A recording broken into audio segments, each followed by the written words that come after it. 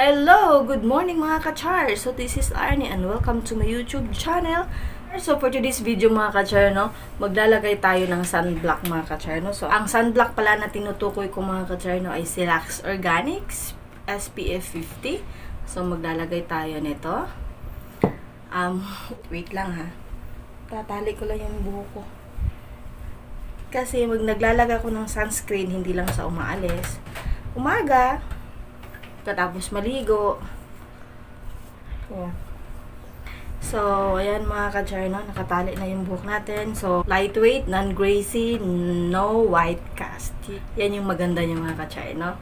Lightweight. So, nabili natin to sa 410 or 130. Sa Watsons lang mabibili. Ewan ko lang kung, I don't think so, kung sa Watsons lang ba. Basta nabili ko to sa Watsons.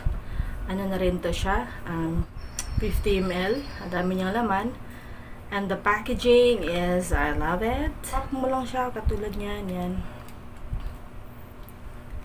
Ang nagustuhan ko nito mga ka-char is very lightweight. Yan, para ka lang naghilamos. Yan. Yan.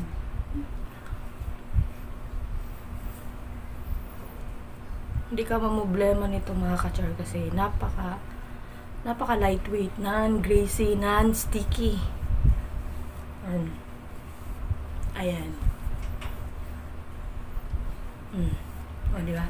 Lalo na kung naka-aircon ka lang, it's very natural, it's very nice. Kung mahilig ka din mag-makeup, okay na okay to. Ito yung pinakauna mo, ito yung first layer mo, sis makeup ka na. Ano siya, watery. SPF 50 na siya with aloe vera, centella asiatica, tapos calendula extract. So, non-greasy, lightweight, no white cast, yung nagpuputi-puti sa ating mukha. Alcohol-free na to siya, paraben-free na rin. Suits to mga ka-char for everyday use, sa sensitive skin. This is aqua rich, lightweight, and water resistant. Ako pag umalis ako mga ka-char, no, kahit ito lang ang nilalagay ko, okay na ako. Basta meron akong sunblock. Tapos maglagay na lang ng lip tint, tapos konting eyebrow, ganun lang, okay na ako. Kasi hindi naman ako mahilig mag-makeup. Nakakaalis ako sa bahay nang walang makeup. Lip tint lang, okay na ako. Tapos sunblock, no polvo, sunblock lang, okay na ako. Tapos yun na, alis na ako. Yan. Pag may free time ka, mag-moisturize lagi sa mukha. Tapos maglagay ng SPF pag umaalis. Tapos kung hindi ka hiyang nito, maghanap ka ng SPF na hiyang sayo.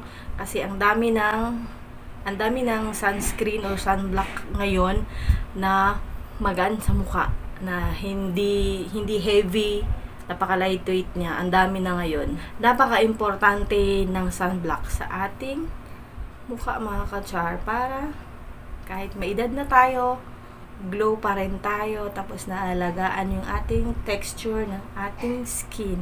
Kahit may edad na tayo, laging mag-moisturize mga ka-char, no?